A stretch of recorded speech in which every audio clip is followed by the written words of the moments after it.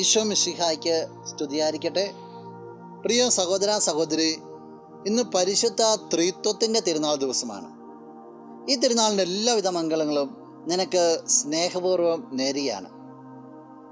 ഈശോ പരിശുദ്ധാത്മാവിനെ വാഗ്ദാനം ചെയ്യുമ്പോൾ ഇപ്രകാരം പറയുകയാണ്. വിശുദ്ധ യോഹന്നാൻ അറിയിച്ച സുവിശേഷം 16-ാം അധ്യായം 13-ാം തിരുവചനം: സത്യാത്മാവ് വരുമ്പോൾ നിങ്ങളെ സത്യത്തിൻ്റെ പൂർണ്ണതയിലേക്ക് നയിക്കും.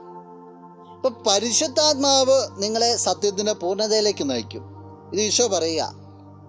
ഈശോ പറയുന്നൊരു പരിശുദ്ധാത്മാവ് എവിടുന്ന് വരുന്നതെന്ന്, എൻ്റെ നാമത്തിൽ പിതാവ് അയക്കുന്ന പരിശുദ്ധാത്മാവ്. അപ്പം പിതാവ്, പുത്രൻ, പരിശുദ്ധാത്മാവ് ത്രിത്വൈക കൂട്ടായ്മ, ഒരേ മനസ്സോടുകൂടി പ്രവർത്തിക്കുന്ന, ഒരേപോലെ കടന്നു വരുന്ന, പരസ്പരം പ്രോത്സാഹിപ്പിക്കുന്ന ഒരു കൂട്ടായ്മ. ഈ കൂട്ടായ്മയുടെ ഒരു ചെറു രൂപമാണ് നിൻ്റെ സമൂഹവും കുടുംബം എന്നൊക്കെ പറയുക, നീ ആയിരിക്കുന്ന കമ്മ്യൂണിറ്റി. അവിടെ ഉണ്ടാകേണ്ടത് ഈ ത്രിത്വത്തിൻ്റെ സ്നേഹവും സാന്നിധ്യവും പ്രോത്സാഹനവും ഒക്കെയാണ്. അത് രൂപപ്പെടുത്താനായിട്ട്, അതിലായിരിക്കുവാനായിട്ട് നിനക്ക് സാധിക്കട്ടെ. നമുക്ക് പ്രാർത്ഥിക്കാം. കണ്ണുകളടച്ച് കരങ്ങൾ കൂപ്പാം. നല്ലവനായ കർത്താവേ, നിന്നെ അങ്ങ് സ്തുതിക്കുന്നു, ആരാധിക്കുന്നു, മഹത്വപ്പെടുത്തുന്നു. കർത്താവിൻ്റെ നിറ സാന്നിധ്യത്തിന് പ്രത്യേകമായിട്ട് നന്ദി പറയുകയാണ്. നിൻ്റെ അഭിഷേകം കൊണ്ട് നിറയ്ക്കണമേ എന്ന് പ്രത്യേകമായിട്ട് പ്രാർത്ഥിക്കുന്നു.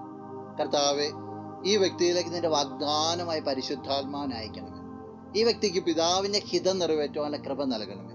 പുത്രനോട് ഐക്യപ്പെട്ട് ജീവിക്കുവാനായിട്ട് ഈശോയെ ശക്തിപ്പെടുത്തണമേ. ത്രിത്വൈക കൂട്ടായ്മയിൽ എന്നുമായിരിക്കുവാൻ ഈ വ്യക്തിയെ അനുഗ്രഹിക്കണമേ, ഇപ്പോഴും എപ്പോഴും എന്നേക്കും. ആമേൻ.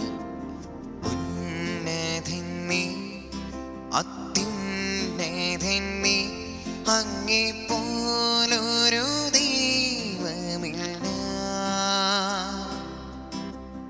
ഉന്നതനീ അത്യുന്നതനീ അങ്ങേ പോലൊരു ദൈവമില്ല.